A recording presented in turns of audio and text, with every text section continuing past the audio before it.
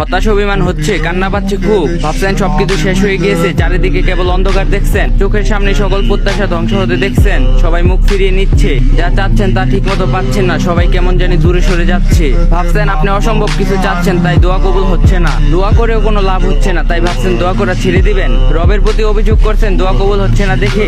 আসলে আপনি ভুলেই যাচ্ছেন আপনার রবের ক্ষমতার কথা। মনে রাখবেন, তিনি আল্লাহ। আদম আলাইহিসসালামকে মা বাবা ছাড়াই সৃষ্টি করেছেন। তিনি মুসা আলাইহিসসালামকে ভয়ঙ্কর শত্রুর ঘরেই লালিত পালিত করেছেন। মরিয়ম আলাইহিসসালামকে স্বামীর মধ্যস্থতা ছাড়াই সন্তান দিয়েছেন। বৃদ্ধ জাকির আলাইহিসসালামকে বন্দা স্ত্রীর মাধ্যমে সন্তান দিয়েছেন। ইসুফ আলাইহিসসালামকে কুয়া থেকে বাঁচিয়ে কৃতদাসত্ব থেকে সম্রাষ্ট্র বানিয়েছিলেন। ইয়াকুব আলাইহিসসালামের দোয়া 40 বছর পর কবুল করেছেন। এভাবে তিনি আপনার চারপাশে প্রতি মুহূর্তে হাজারো অসম্ভবকে সম্ভব করেছেন। তিনি নিশ্চয়ই আপনার দোয়া কবুল করে নেবেন। ভুলে যাবেন না, তিনি বিশাল আরশের মালিক। তার কাছে অসম্ভব বলতে কিছুই নেই। নিশ্চিতভাবে আপনি সঠিক সময় সবকিছু পেয়ে যাবেন ইনশাআল্লাহ। শুধু ধৈর্য ধরুন, তার উপর ওয়াকুল করুন এবং তার কাছে চাইতে থাকুন। আপনার রব জানান আপনার জন্য কখন কি মঙ্গলজনক, তাই থেমে যাবেন না, হতাশ হবেন না, দোয়া কবুল করতেই থাকুন। আজকে না হোক একদিন ঠিকই হবে। ওয়াল্লি শেষ হাসিটা আপনি হাসবেন ইনশাআল্লাহ। আর যদি ভিডিওটা ভালো লাগে কপি লিঙ্ক আর শেয়ার করে দিবেন, কারণ আইডিটা একদম ফ্রি।